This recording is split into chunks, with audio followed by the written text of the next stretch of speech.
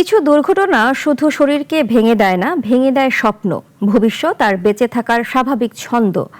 তবুও জীবন থেমে থাকে না। প্রতিটি নতুন সকাল হয়তো নতুন করে লড়াইয়ের ডাক নিয়ে আসে। ঠিক এমনই এক সংগ্রামের গল্প সুনামগঞ্জের আকলিমার। দুর্ঘটনা দমাতে পারেনি তার বেঁচে থাকার ইচ্ছা। মুস্তাফিজুর রহমান বাবুর প্রতিবেদন।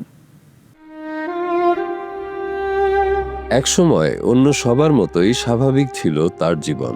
ছিল সুন্দর একটি সংসার করার স্বপ্ন, ছিল ভবিষ্যৎ নিয়ে নানা পরিকল্পনা।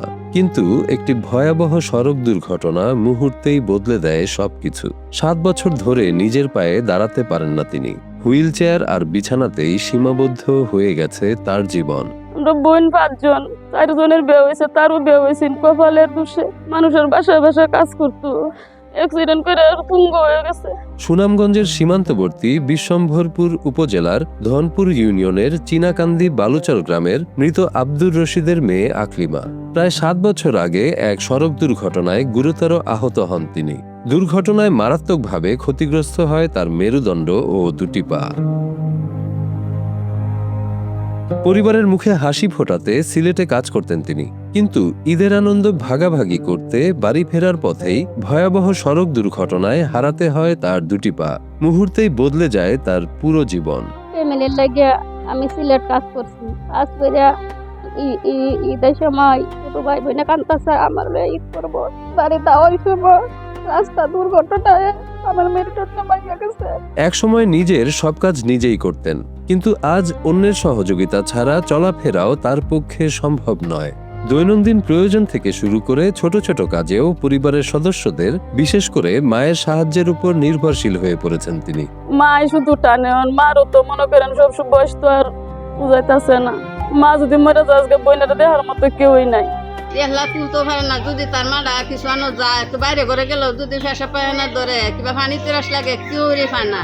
এই তার মাটায় দৌড়ে আইবো, আয়া একটু পানি খাওয়াইবো। নাহলে এই যে আগে দিলে পেশাব করে দিলে এটা তার মারা সাপ করে, তার মারা অসুস্থ, তার মারারও কি নাই এই ডুঙ্গা তুলে লয়ে যাইতো চাইছিন ঘরের ভিতরে, বাদে পড়িয়া বুক ভাঙিয়ে গেছে গা।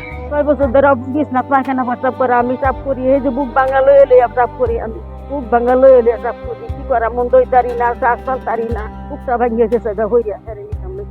দীর্ঘ 7 বছর ধরে উন্নত চিকিৎসার অপেক্ষায় রয়েছেন আকলিমা, কিন্তু দেশে প্রয়োজনীয় চিকিৎসা ব্যবস্থা না থাকায় তাকে উন্নত চিকিৎসার জন্য নিতে হবে ভারতের মাদ্রাজে। আর সেই চিকিৎসা করাতে প্রয়োজন বিপুল পরিমাণ অর্থ, যা তার অসচ্ছল পরিবারের পক্ষে বহন করা সম্ভব নয়। চিকিৎসা করাতে লইলে বড় অঙ্কের টেহা লাগে। তো মনে করেন আমরা তো আর্থিক অবস্থা একবারে খারাপ, বাবার বাড়ির অবস্থা, বাইনের ফ্যামিলি লিয়ে বাইন চলে, সবসময় তো তারা দিতে পারে না। চাই আমার বোন আবার নতুন করে জীবন পায়, আমার বোনে যাতে নিজের পায়ে দাঁড়াইতে পারে। এতটুকু আমরা চাওয়া, 10 জনে 10 বাবা, এটা আর কিছু চাওয়ার নাই। মাত্রাজ গেলে একমাত্র কি করবো, দেশে কোনো চিকিৎসা নাই। মানুষের প্রতি বিশ্বাস এখনো অটুট তাদের। একটু সহানুভূতি, মানবিক সহযোগিতা এবং সরকারি কিংবা বেসরকারি সহায়তা পেলে হয়তো এই পরিবারটি আবারও স্বাভাবিক জীবনে ফেরার সুযোগ পাবে।